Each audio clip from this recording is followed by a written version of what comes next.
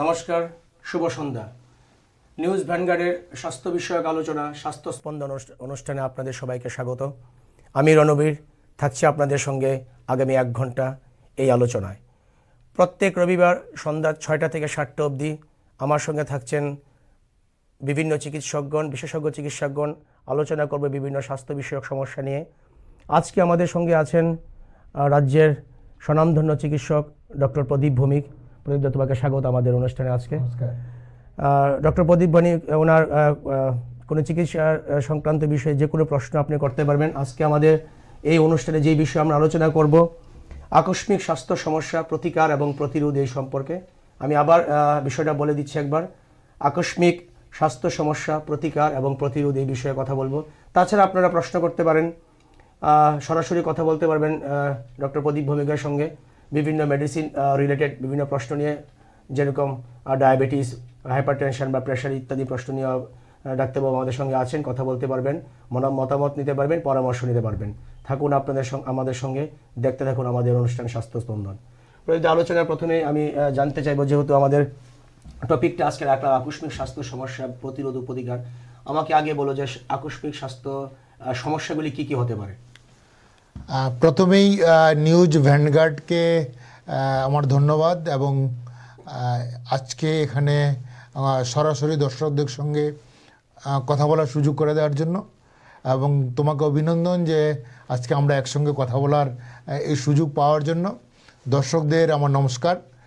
আমরা আশা করি আগামী কিছু সময় যে আলোচনাগুলি করব সেটা আমাদের সকলের উপকার হবে, এবং সেটা নিয়ে আমরা আগামী দিনে সুস্থ স্বাভাবিক জীবনযাপন করতে সবার সুবিধা হবে। আকস্মিক স্বাস্থ্য সমস্যা বা সাডেন ইলনেস বা সাডেন হেলথ প্রবলেম একটা বিশাল বড় সমস্যা আজকের দিনে, বিশেষ করে বলতে গেলে। কারণ এই সমস্যাটা বাড়ছে। ছোটদের হয়তো আগেও ছিল, যাদের বয়স 0 থেকে বা 12 বা 18 যদি ধরি, পিডিয়াট্রিক এজ গ্রুপ যেটা, সেটাও আগেও ছিল বা সেটা থাকবে।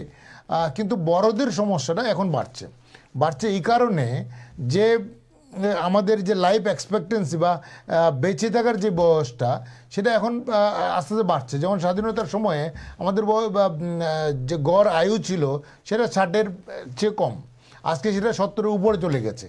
তাহলে এই যে যত বয়স বাড়ছে, আমাদের স্বাস্থ্য সম্পর্কিত কিছু সমস্যা অটোমেটিক বেড়ে যাবে, এবং সেটা বিভিন্ন অঙ্গ প্রত্যঙ্গ নিয়ে হতে পারে, বা যেগুলি আমাদের আসলে এমন কিছু স্বাস্থ্য সমস্যা যেগুলি যদি আমরা সঙ্গে সঙ্গে একটা কিছু ব্যবস্থা গ্রহণ না করি, তাহলে কিন্তু আমাদের প্রাণ সংশয় হতে পারে। অথবা যদি প্রাণ সংশয় না হয়, আমাদের এমন কিছু ক্ষতি হতে পারে যেটা পার্মানেন্ট বা সারা জীবন আমাদের ক্ষতিটা বহন করে চলতে হবে।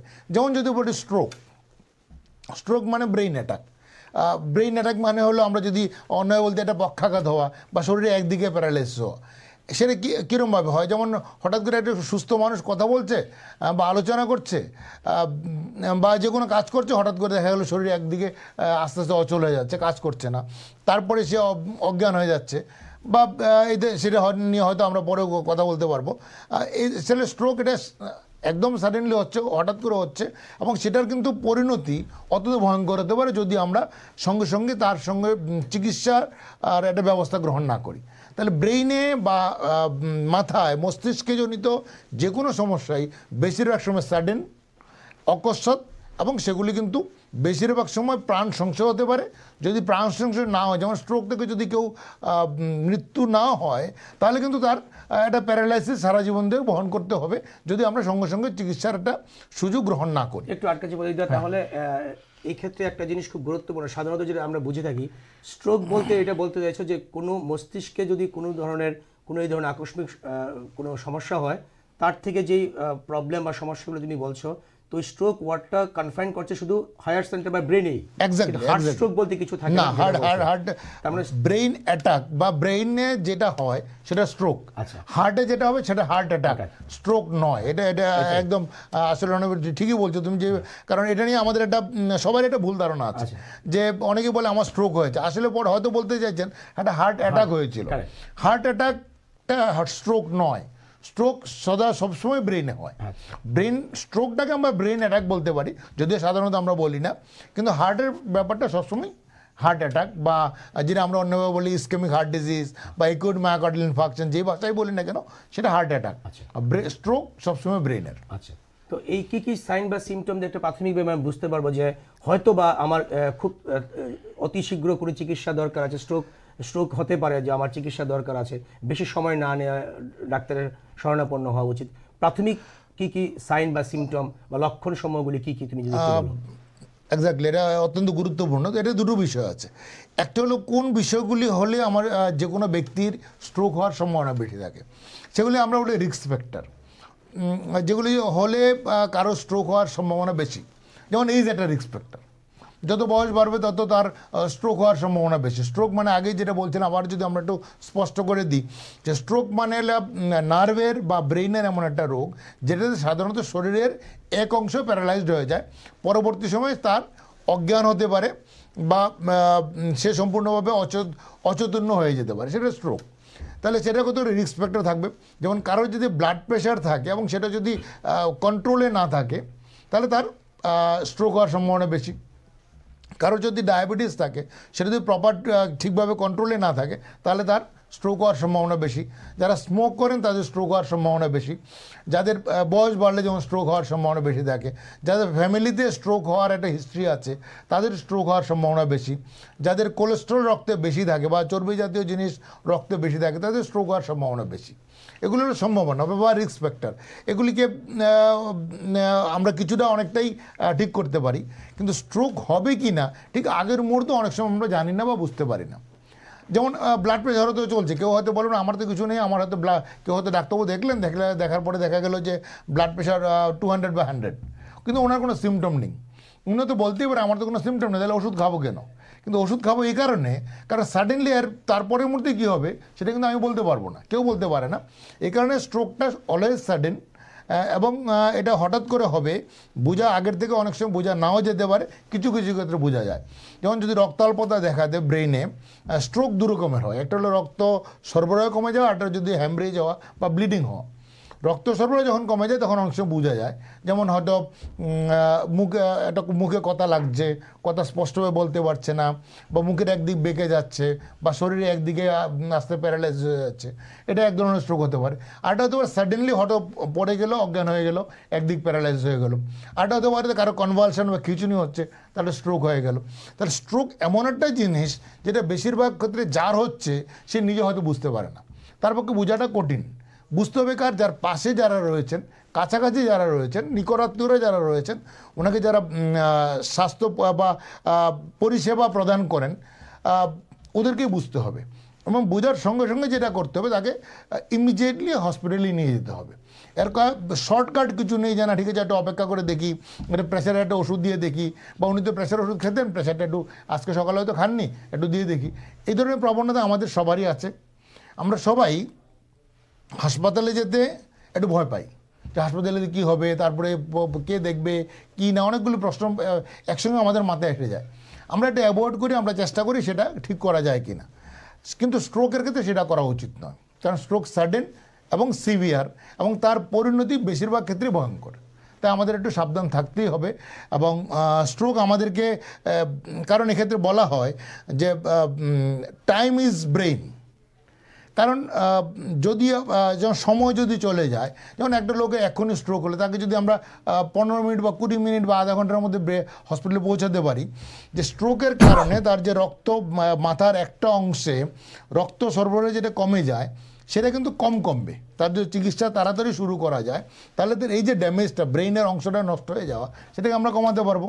যদি কমাই, তাহলে তার পরিণতি খারাপের দিকে যাবে না, তাকে আমরা সুস্থ করতে পারবো। এক, দ্বিতীয়, যদি আমরা সম্পূর্ণ সুস্থ নাও করতে পারি, তাহলে যে প্যারালাইসিস হয় বা যে অঙ্গহানি যেটা ঘটে, সেটা হয়তো অনেকটা কমাতে পারবো, বা ভবিষ্যতে হয়তো সম্পূর্ণ ঠিক হতে পারে।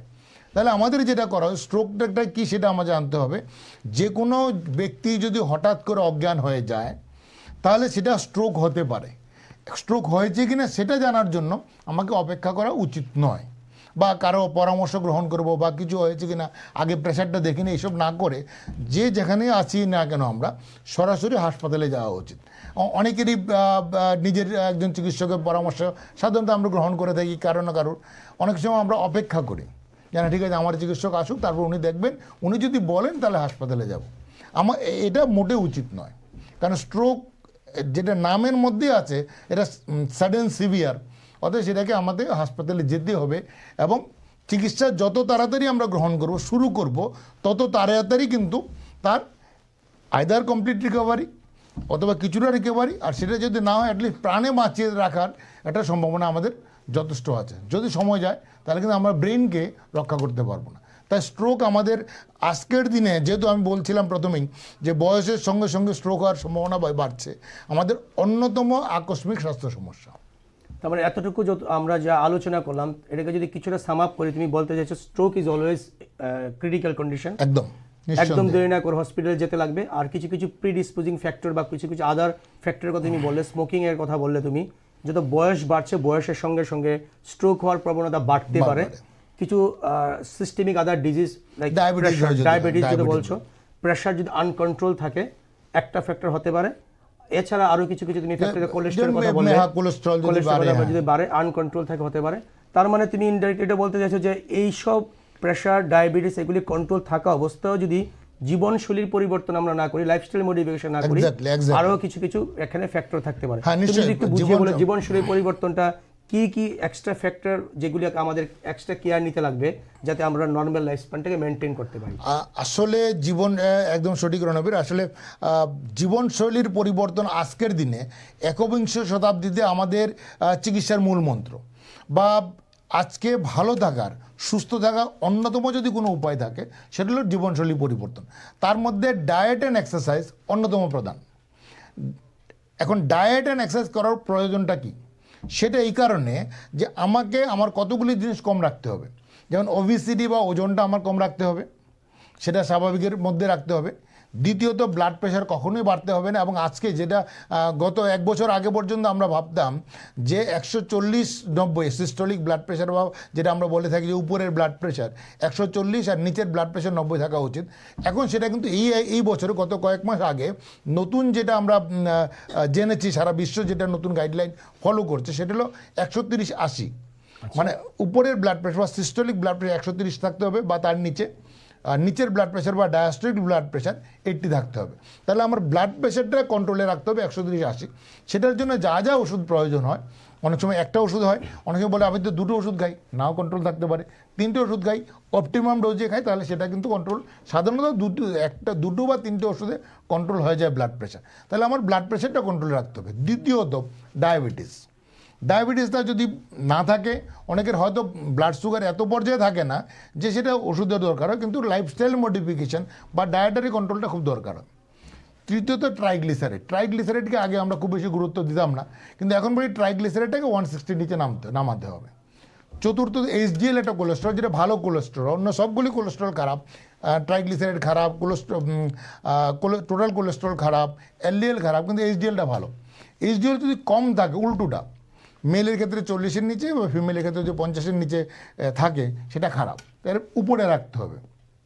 এর সঙ্গে যদি ওবেসিটি, এই 5টা যদি যোগ হয় কারোর, এবং তার মধ্যে যে কোনো 3টে যদি থাকে, এটা খারাপ জিনিস। আচ্ছা, এটাকে আমরা বলি একসঙ্গে, এগুলি বলে মেটাবলিক সিনড্রোম। আজকের দিনে আমাদের কিন্তু সবাইকেই মেটাবলিক সিনড্রোমটা নিয়ে জানতে হবে, বুঝতে হবে এবং সেটাকে কন্ট্রোল করতে হবে। এবং কন্ট্রোল করার উপায়টা কি?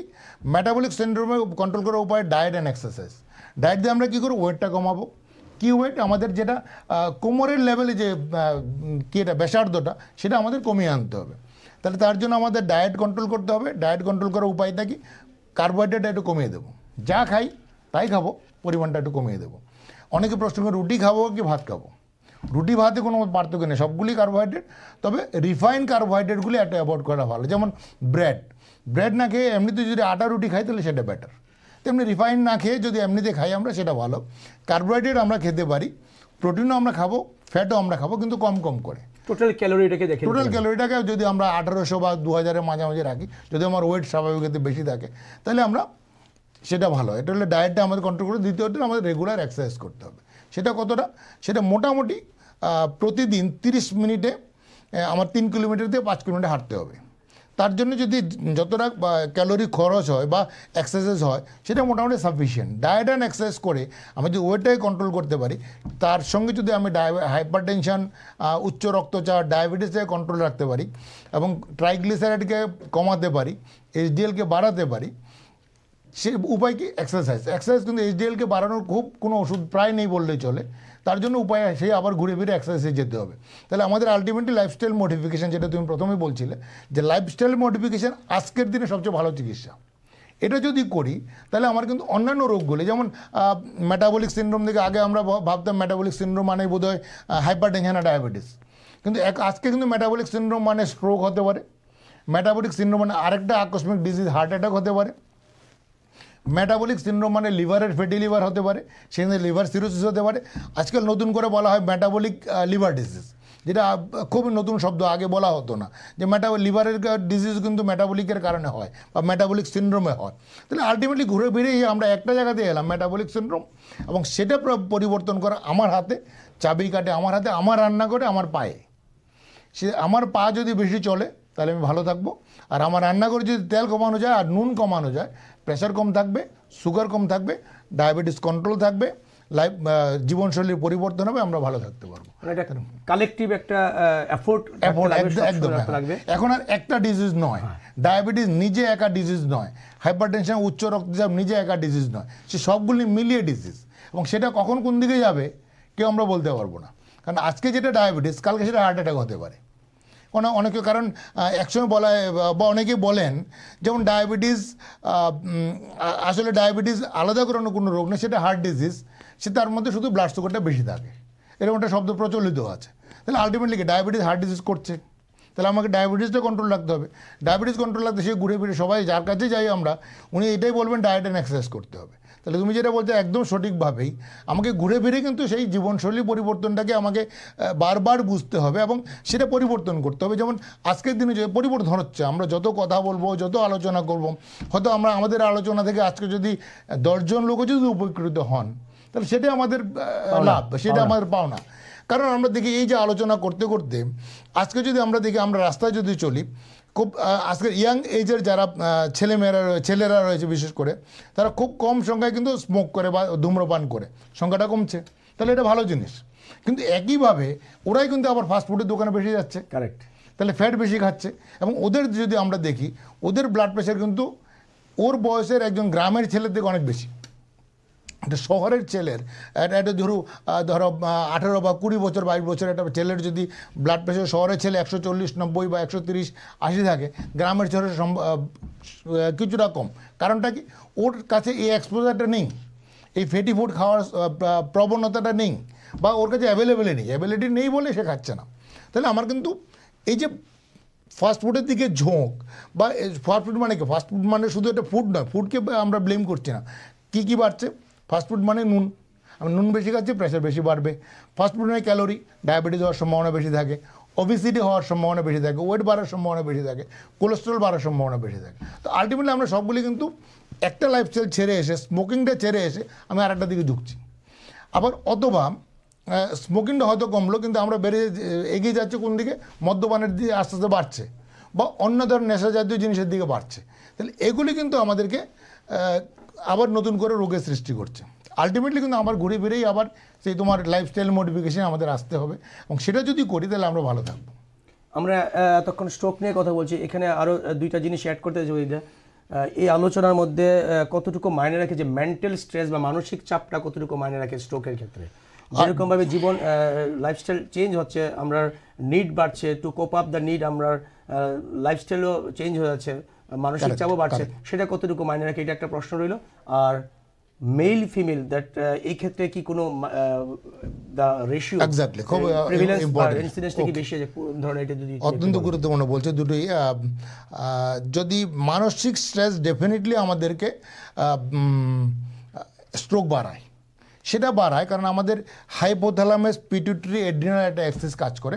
এটা ব্রেনের মধ্যে একটা হাইপোথ্যালামাস বলে একটা অঙ্গ আছে, তেমনি পিটুইটারি গ্ল্যান্ড আছে, আমরা সবাই জানি, তেমনি এড্রিনাল বলে একটা গ্ল্যান্ড আছে। এগুলি এই অ্যাক্সিসটা যখন কাজ করে, স্ট্রেস থাকলে সেটা কাজ বেশি করে, এবং এই কাজ বেশি করার ক্ষেত্রে ইনডাইরেক্টলি বিভিন্ন কারণে অনেকগুলি হরমোন রিলিজ হয়, সেগুলি আমাদের ওয়েট বাড়ায় বা সেগুলি মেটাবলিজম কমায় বা ওয়েট বাড়াতে সাহায্য করে।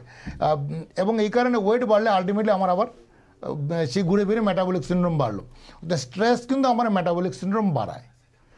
সরাসরি অথবা প্রত্যক্ষ বা অপ্রত্যক্ষভাবে স্ট্রেস স্ট্রোকের একটা অন্যতম কারণ নিঃসন্দেহে, অতএব সেটাকে অ্যাভয়েড করা উচিত যতটা সম্ভব।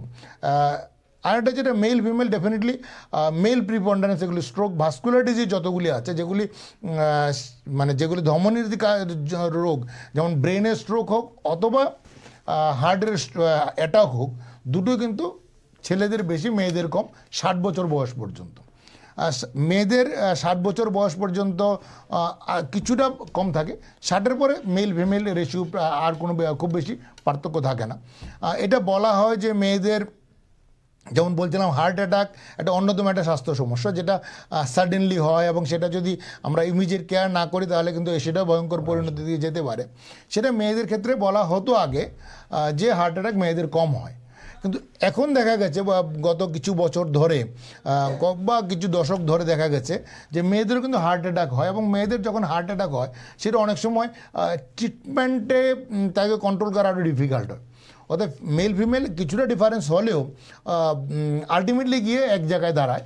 এবং এটা কারণ অনেকগুলি, সেটা হলো যেমন মেয়েদের ব্লাড প্রেশারটা একটু কম থাকে, ওবেসিটিটা কিছুটা কম থাকে, এই কারণে ওদের আর এটা ওদের যে হরমোনগুলি নিঃসৃত হয় ডিউরিং মেনস্ট্রুয়াল পিরিয়ডে সেগুলি কিছুটা প্রোটেকশন দেয়। এই কারণে ফিমেলরা কিছুটা প্রোটেকশন পায় up to 60 years of age, তারপরে কিন্তু এটা প্রায় সমান হয়ে যায়। শারীরিক অনেক রোগ নিয়ে আমরা অনেক ওষুধ খেয়ে থাকি, তো এরকম কোনো ধরনের রোগের জন্য আমরা যে ওষুধ খাই, কোনো ওষুধ এরকম কি কাছে আছে যার যখন আমরা খাই অনেক দিন ধরে একটু এক্সট্রা কেয়ার নিতে লাগবে, যেটা স্ট্রোকের জন্য খুব ইম্পর্টেন্ট হতে পারে? আসলে একটা কথা হলো যে প্রথমে আমাদের ভাবতে হবে ওষুধটা কে দিচ্ছে, কারণ এই প্রবণতাটা আমাদের দেশে বা আমাদের রাজ্য এখনো বেশি রয়ে গেছে যে আমরা ওভার দ্য কাউন্টার ওষুধ আমরা এখনো খাই এবং ওভার দ্য কাউন্টার ওষুধ এখনো পাই, দুটোই কিন্তু একই সঙ্গে প্রযোজ্য। আমরা নিজেরাও অনেক সময় বুঝি না, ঠিক আছে একটা সর্দি কাশি হলে একটা অ্যান্টিবায়োটিক খেয়ে নিলাম, 2 দিন বা 3 দিন খেলাম, কমপ্লিট করলাম না, একটা ক্রনিক ইনফেকশন রয়ে গেল। ক্রনিক ইনফেকশনও কিন্তু ইনডাইরেক্টলি বা অপ্রত্যক্ষভাবে হার্ট অ্যাটাকের একটা কারণ। তাহলে কে করছে? আমি করছি, অ্যান্টিবায়োটিক খেলাম, 2 দিন বা 3 দিনে সর্দি কাশি জ্বর কমে গেল, আমি ভুলে গেলাম, এটাও কিন্তু একটা যেমন কারণ। আবার অনেক সময় আমরা ওভার দ্য কাউন্টারে গেলে আমি যদি বলি যে এটা ওষুধটা দেওয়া উচিত নয়, সেটা আমাদের দেওয়া হয়ে থাকে। আর কিছু কিছু ঘটনা, সেটা হলো একটা বিষয়। আর যে ওষুধগুলি আসলে আমরা খেতে অনেক সময় খেয়াল থাকে না, খেয়ে যাই, যেমন একটা ওষুধ স্টেরয়েড জাতীয় ওষুধগুলি। স্টেরয়েড ডেফিনেটলি হাইপারটেনশন বাড়ায়, ব্লাড প্রেশার বাড়ায়। স্টেরয়েড ডেফিনেটলি ডায়াবেটিসের প্রবণতা বাড়ায়। স্টেরয়েড ডেফিনেটলি বোন ডেন্সিটি কমায়, বা স্টেরয়েড ডেফিনেটলি বোনে ফ্র্যাকচার হতে পারে এবং অন্যান্য সমস্যার সৃষ্টি করে। অর্থাৎ স্টেরয়েড জাতীয় ওষুধগুলি আমাদের সাবধানে খাওয়া উচিত। প্রায় দেখা গেছে যেটা হয় কিছু কিছু রোগের ক্ষেত্রে, এটা অনেক সময় রুগীরা নিজেরাও খেয়াল করেন না, যেমন কারো শ্বাসকষ্টের রোগ, ব্রঙ্কায়াল অ্যাজমা, ওনার শ্বাসকষ্ট হলো, ডাক্তারবাবুর কাছে গেলেন, ডাক্তারবাবু ওই সময় ক্রাইসিসে থাকার জন্য পেশেন্টকে স্টেরয়েড দিলেন, উপায় হয়তো নেই, আর কোনো উপায় নেই, স্টেরয়েড দেওয়া হয়, সেটা চিকিৎসা। কিন্তু পরবর্তী সময়ে পেশেন্ট যেটা করে যে দেখছেন উনি স্টেরয়েডটা খেলে উনি ভালো থাকেন, উনি স্টেরয়েডটা কন্টিনিউ করে যান ডাক্তারবাবুর অ্যাডভাইস ছাড়াই, এবং এই যে স্টেরয়েড কন্টিনিউ করে যাচ্ছেন সেটা কিন্তু ওনাকে আলটিমেটলি ডায়াবেটিস এবং হাইপারটেনশন করার ক্ষেত্রে অত্যন্ত বিশাল ভূমিকা গ্রহণ করে, এবং তখন প্রায় কোনো ওষুধে কাজ করতে চায় না। অর্থাৎ স্টেরয়েড এমন একটা বাজে ওষুধ যেটা অনেকেই লং টার্ম খেয়ে যান ডাক্তারবাবুর পরামর্শ ছাড়া, সেগুলো অসুবিধা করে। আমরা এতক্ষণ আলোচনা করছিলাম যে আকস্মিক স্বাস্থ্য এবং সমস্যা নিয়ে, আমরা স্ট্রোকের নিয়ে আলোচনা করছিলাম, আমরা কথা বলছিলাম আকস্মিক স্বাস্থ্য সমস্যা প্রতিরোধ এবং প্রতিকার নিয়ে। আমাদের সঙ্গে আছেন ডক্টর প্রদীপ ভৌমিক স্যার। প্রদীপ, আমি কথা বলছিলাম স্বাস্থ্য সমস্যাগুলি নিয়ে, তো এতক্ষণ স্ট্রোক নিয়ে কথা বলছিলাম।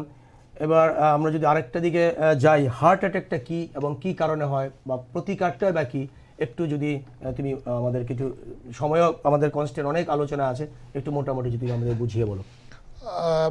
স্ট্রোকের পরে হার্ট অ্যাটাক অন্যতম স্বাস্থ্য সমস্যা বা আকস্মিক স্বাস্থ্য সমস্যা বলতে যা বুঝি তার মধ্যে এটা অন্যতম। এবং হার্ট অ্যাটাকের ক্ষেত্রে আমি বলবো আরও বেশি গুরুত্বপূর্ণ যে যদি হার্ট অ্যাটাক কারোর হয় তাকে যদি যত তাড়াতাড়ি সম্ভব, আমি যদি 2 মিনিট আগেও হাসপাতালে পৌঁছতে পারি, এই 2 মিনিট কিন্তু আমার লাইফ। এবং সেটা ব্রেনের ক্ষেত্রে যেমন আমি বলেছিলাম টাইম ইজ ব্রেইন, এখানে টাইম ইজ মাসেল। হার্টের অ্যাটাক মানে কি, আমি যদি একটু ছোট্ট করে যদি আমরা বলি, হার্ট অ্যাটাক মানে হলো হার্টের যে মাসেলগুলি আছে, কার্ডিয়াক মাসেল, সেটা যদি রক্ত সরবরাহ কমে যায়। ব্রেন স্ট্রোক যেমন রক্তের সমস্যা, এখানেও সেই রক্তেরই সমস্যা। তবে ক্যারোটিড আর্টারি যেগুলি হার্টে রক্ত সরবরাহ করে, সেগুলির মধ্যে যদি কোনো না কোনো কারণে, আমি কারণের আলোচনায় যাচ্ছি না, কোনো না কোনো কারণে রক্ত সরবরাহ কমে যায় বা সেগুলির মধ্যে দিয়ে পরিমাণ মতো বা চাহিদা মতো রক্ত হার্টের মাসেল না পায়, তাহলে হার্টের মাসেল কাঁদতে শুরু করে। যেটা এই যে আমাদের যে বুকে ব্যথা হয়, যখন কারো বলছে যে হঠাৎ করে সাডেনলি খুব সিভিয়ার বুকের নিচে ব্যথা, পাঁজরের নিচে ব্যথা হলো, বা বুকের ঠিক মাঝখানে খুব সিভিয়ার প্রচণ্ড ব্যথা হলো, তার সঙ্গে ঘাম দিয়ে গেল, কেউ হয়তো অজ্ঞান হয়ে পড়ে গেল, তার সঙ্গে বা শ্বাসকষ্ট হলো, এগুলি সাধারণত হার্ট অ্যাটাকের লক্ষণ। এই যে হার্ট অ্যাটাকের লক্ষণ, সেটা আসলে কেন হচ্ছে? রক্ত সরবরাহ যেহেতু হার্টের মাসেলে কমে যাচ্ছে, হার্টের মাসেল আর কাজ করতে পারছে না, হার্ট নিজে দুর্বল হয়ে যাচ্ছে। হার্টের কাজ কি? হার্টের কাজ হলো আমাদের সারা শরীরে, আমাদের মানে গর্ভাবস্থা থেকে বা মানে শিশু যখন তার 8 থেকে 9 সপ্তাহ তার বয়স, মাতৃজঠরে, তখন থেকে হার্ট কাজ করতে শুরু করে এবং আমাদের জীবনের শেষ মুহূর্ত পর্যন্ত সে কাজ করে যায়। এই যে কাজ করার তার একটা বিশাল ক্ষমতা, এটা বিশাল একটা পাম্প, এত বড় পাম্প আজ পর্যন্ত কেউ বানাতে পারেনি। এই যে বিশাল ক্ষমতাটা, সেটা আস্তে আস্তে দুর্বল হয়ে যায়। কারণ কে এই পাম্পে ক্ষমতা দিচ্ছে? মাসেলটা। মাসেলকে ক্ষমতা দিয়ে রক্ত। সে রক্ত সরবরাহ যদি কমে যায়, তাহলে হার্ট মাসেলটা কাজ করতে পারে না। হার্ট মাসেল যখন ক্রাই শুরু হয়, সেই ক্রাইয়ের রূপটাই হলো, বা তার যে কষ্টটা, সেটা বুকের ব্যথা হিসেবে আমাদেরকে জানান দেয়। সে কিন্তু আমাদের জানান দিচ্ছে যে আমি আর পারছি না। তাহলে যখন সে জানান দিচ্ছে, কীভাবে জানান? যে যেটা আবার বলছেন, আমাদের সবারই জানা উচিত, বুকে ব্যথা হওয়া, বুকে ব্যথা সবসময় সিরিয়াস ব্যাপার, এটা যে বয়সে হোক। কারণ যত বয়স বাড়ে, তুমি যেটা আগে বলছিলে যে স্ট্রোক যেমন বেশি বয়সে বেশি হয়, ডেফিনেটলি এটাও বেশি হয়। তবে কারোর পরিবারে যদি হার্ট অ্যাটাকের হিস্ট্রি থাকে বা সমস্যা থাকে, তাহলে তাদের অল্প বয়সে হতে পারে। সে বিষয়টা পরে আসবো আমরা। যেটা বলছিলেন যে বুকে যদি প্রচণ্ড ব্যথা হয়, তার সঙ্গে যদি শ্বাসকষ্ট হয় বা প্রচণ্ড ঘাম দিয়ে ঝরঝর করে ঘাম পড়তে থাকে, তার বা সে যদি অজ্ঞান হয়ে যায় বা মাথা ঘুরে পড়ে যায়, তাহলে বুঝতে হবে তার হার্ট অ্যাটাকের একটা সম্ভাবনা আছে। এবং এই ক্ষেত্রেও দেরি না করে তাকে হাসপাতালে নিয়ে যাওয়া উচিত। কারণ এখানে যদি আমরা তাড়াতাড়ি চিকিৎসা করতে পারি, যে মাসেলটা, হার্টের মাসেলটা, তাকে আমরা ঠিক রাখতে পারবো, বা তার মধ্যে যে রক্ত সরবরাহটা কমে যাচ্ছে, সেটাকে আমরা আবার শুরু করতে পারি। এটা বলছি আমরা গোল্ডেন আওয়ার। আমরা এই যে সময়টার মধ্যে যদি আমরা চিকিৎসা শুরু করি, তাহলে আমরা কিন্তু আবার রিফারফিউশন করতে পারি। অথবা আবার আজকাল চিকিৎসা এত উন্নত যে কিছু চিকিৎসার মধ্যে থ্রম্বোলাইসিস, আমি বলতে আমাদের সবারই এখন আস্তে আস্তে জানা উচিত এই বিষয়গুলি। থ্রম্বোলাইসিস যদি করা যায়, বা যেসব সেন্টারে থ্রম্বোলাইসিস সুযোগ আছে, সেখানে কিন্তু থ্রম্বোলাইসিস করলে এই রক্ত সরবরাহটা আবার শুরু করা যায়। হার্ট মাসেল যদি আবার রক্ত সরবরাহ পায়, সে আবার সতেজ হয়ে উঠবে।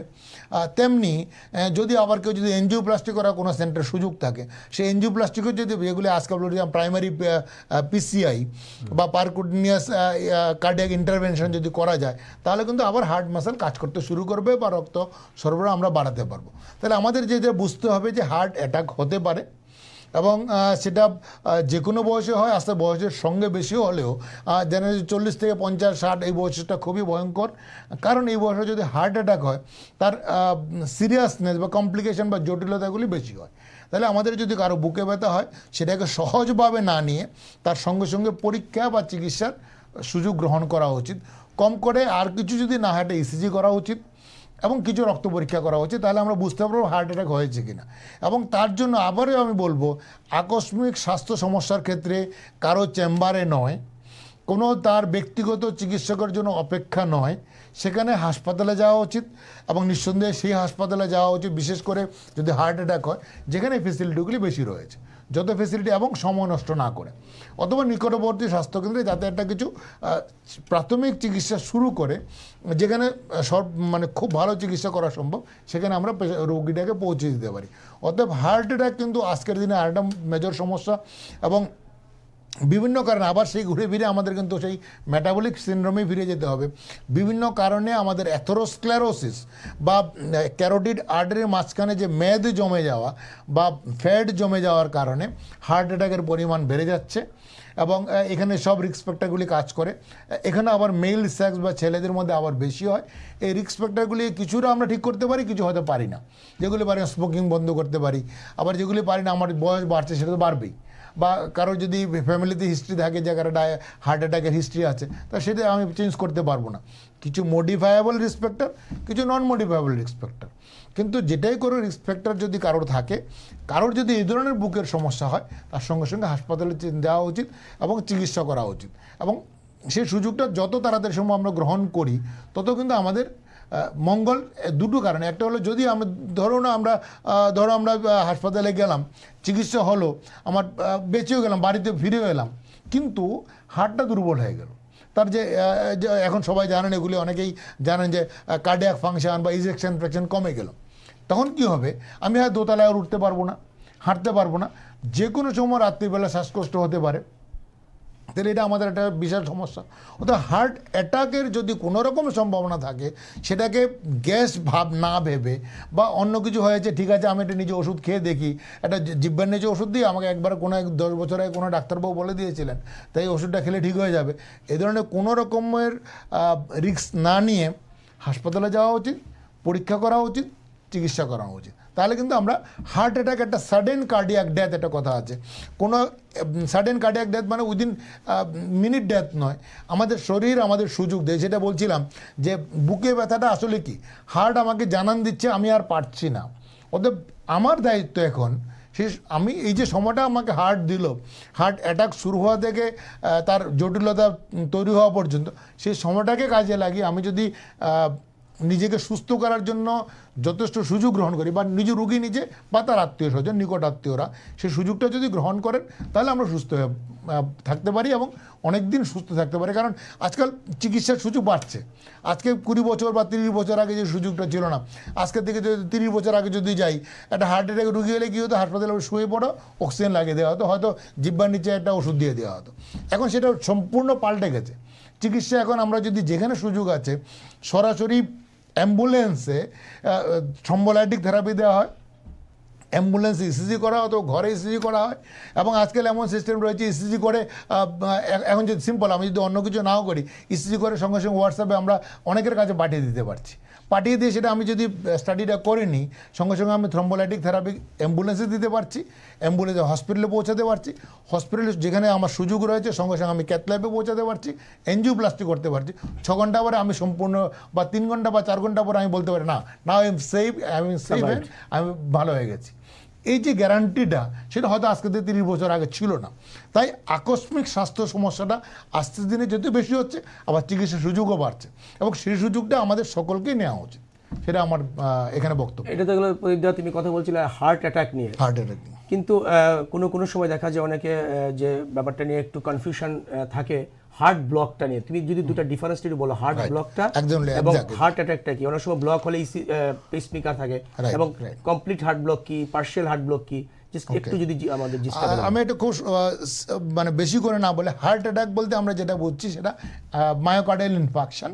সেটা হলো ধমনীতে যদি রক্ত প্রবাহ কমে যায়, হার্টের মাসেল যখন রক্ত আর পায় না, সে যখন বুকে ব্যথা হয়, সেটা হলো হার্ট অ্যাটাক বা ischaemic heart disease, myocardial infarction, যে নামে আমরা ডাকি না কেন।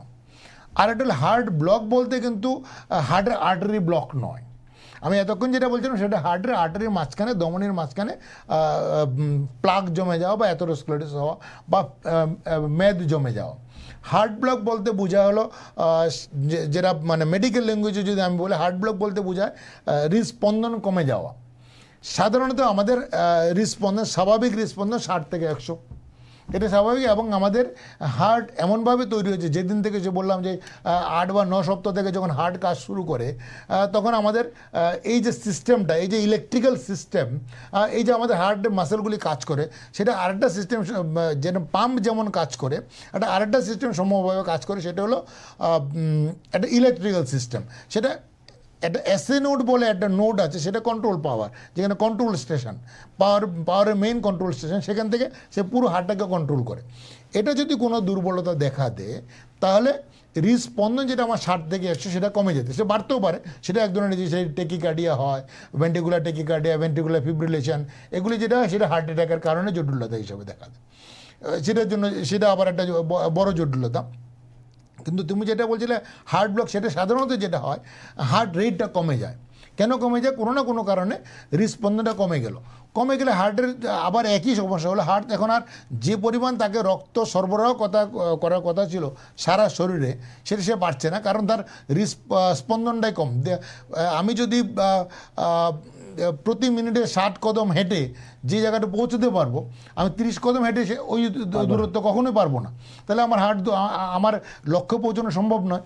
এর মানে আমার হার্ট সারা শরীরে রক্ত সরবরাহ করতে পারবে না, তাহলে ব্লাড প্রেশার কমে যাবে, হার্টের মধ্যে যে রক্ত সরবরাহ, হার্ট নিজের মাসেলে রক্ত সরবরাহ করতে পারবে না, ব্রেনে রক্ত সরবরাহ কমে যাবে, এটাই হার্ট ব্লক। এবং তখন এবং অনেক সময় এমনও হতে পারে এটা কমপ্লিট হার্ট অ্যারেস্ট হয়ে যেতে পারে, মানে আর হার্ট কাজ করছে না।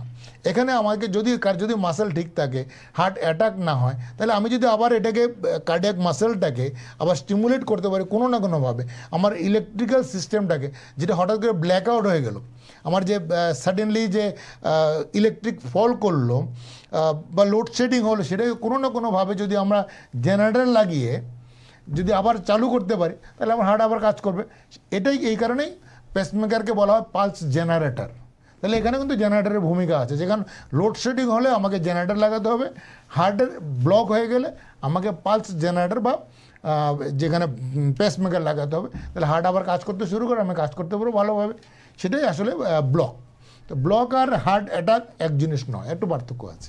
তিনটা মেজর সাডেন হেলথ ক্রাইসিস আমরা কথা বললাম, স্ট্রোক নিয়ে, হার্ট অ্যাটাক নিয়ে, হার্ট ব্লক নিয়ে। হ্যাঁ, এখানে আরেকটা ইম্পর্টেন্ট জিনিস, যে হার্ট ব্লক হলেও ইমিডিয়েটলি আবার হাসপাতালে যাওয়া উচিত, এবং প্রথমে যদি তাড়াতাড়ি মধ্যে যদি অন্য কিছু না, একটা টেম্পোরারি পেসমেকার লাগিয়ে, আজকাল এক্সটার্নাল পেসমেকারও পাওয়া যায়, পেসমেকার লাগিয়ে হার্টে চালু করা উচিত। তারপরে আমরা সময় নিয়ে পার্মানেন্ট পেসমেকার, কারণ সেটা কস্টলি, সেটা নিয়ে সময় নিয়ে সেটা করা উচিত।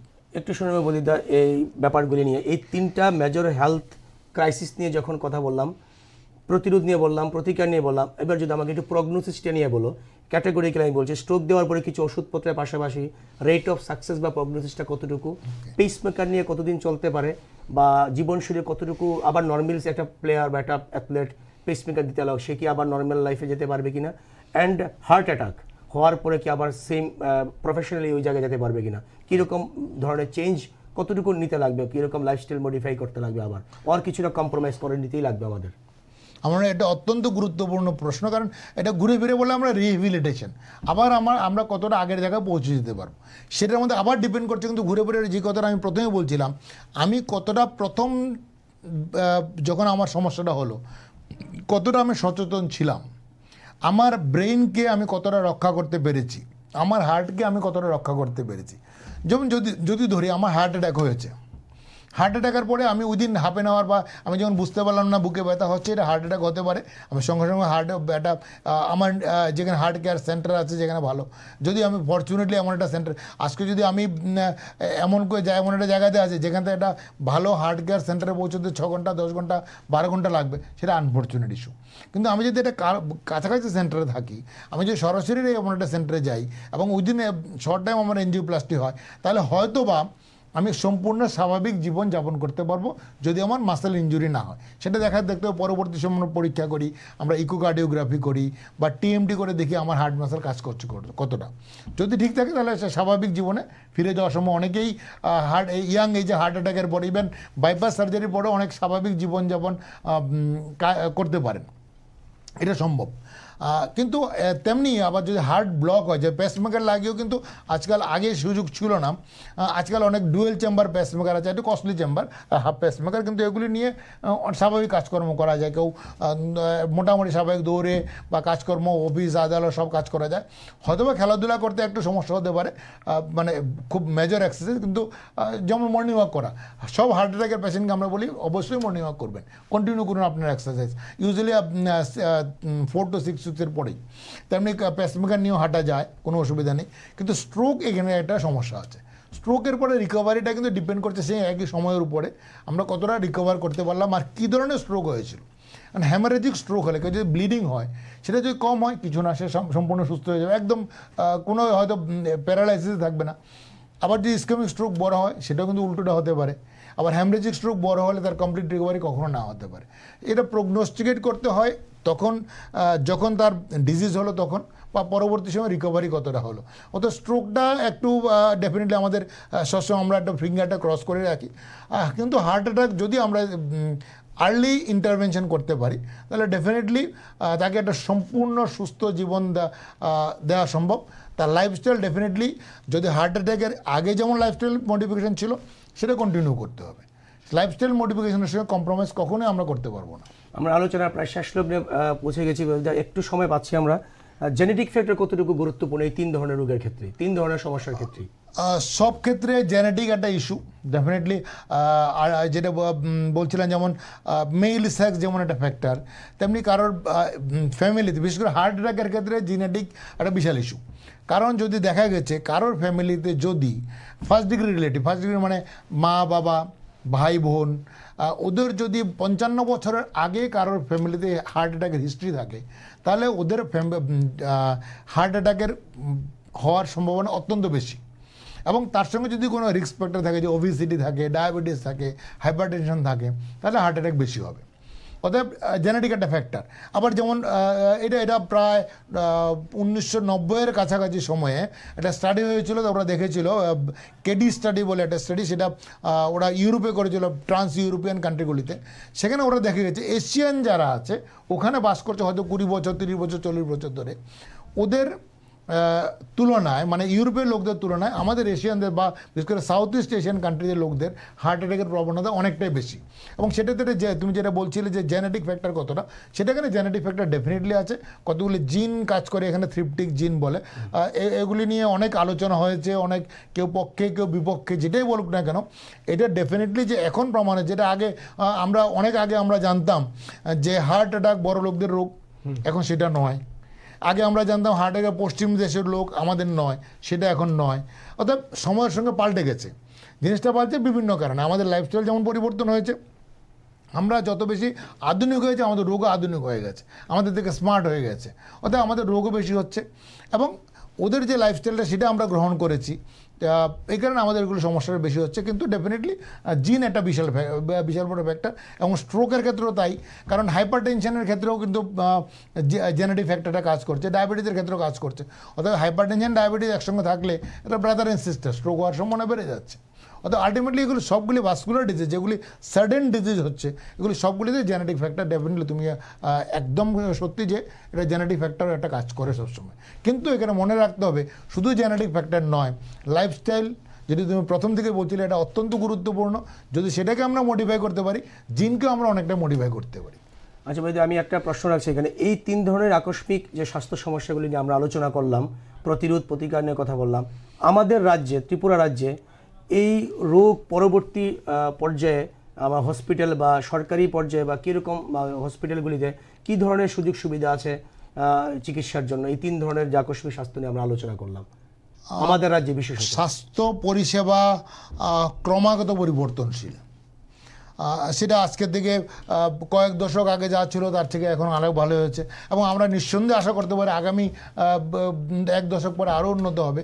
আর কিন্তু তবুও যেমন আজকের দিকে আমরা যখন প্রথম কাজ করতে শুরু করি তখন আমাদের এখানে সিটি স্ক্যানের সুযোগ ছিল না। তখন স্ট্রোক পেশেন্ট হলে আমাদের আন্দাজে সেটা চিকিৎসা করতে হতো। এখন আমরা কিন্তু সঙ্গে সঙ্গে আজকে যদি কোনো পেশেন্ট হাসপাতালে যায়, ইভেন আমাদের শুধু জিবি হসপিটাল নয়, অনেকগুলি পেরিফেরাল হসপিটাল রয়েছে যেখানে সঙ্গে সঙ্গে একটা সিটি স্ক্যান করা যায়। আমরা বলতে পারি এটা হ্যামরেজিক স্ট্রোক না ইসকেমিক স্ট্রোক, মানে তার ব্লিডিং হয়েছে না অন্য কিছু হয়েছে, তাহলে আমরা চিকিৎসা করতে পারার সুযোগ রয়েছে এবং সঙ্গে সঙ্গে চিকিৎসাটা শুরু করা যায়, তার ব্রেনকে সেভ করা যায় কিছুটা অংশে। তেমনি আবার হার্ট অ্যাটাক হলেও তার এখন আগে থেকে আমরা জানতাম, আমরা যখন আগরতলায় কাজ করা শুরু করি আজকের থেকে 2-2.5 দশক আগে, তখন ইসিজি করার সুযোগ অনেক কম ছিল। এখন হাসপাতালে যাওয়ার সঙ্গে সঙ্গে ইমার্জেন্সিতে ইসিজি হয়ে যায়। এই যে সুযোগটা, এবং আমাদের অনেকগুলো প্রাইমারি হেলথ সেন্টার সব জায়গাতে ইসিজি করার সুযোগ হয়েছে, সুযোগটা বাড়ছে। এটা একদিকে ভালো দিকটা।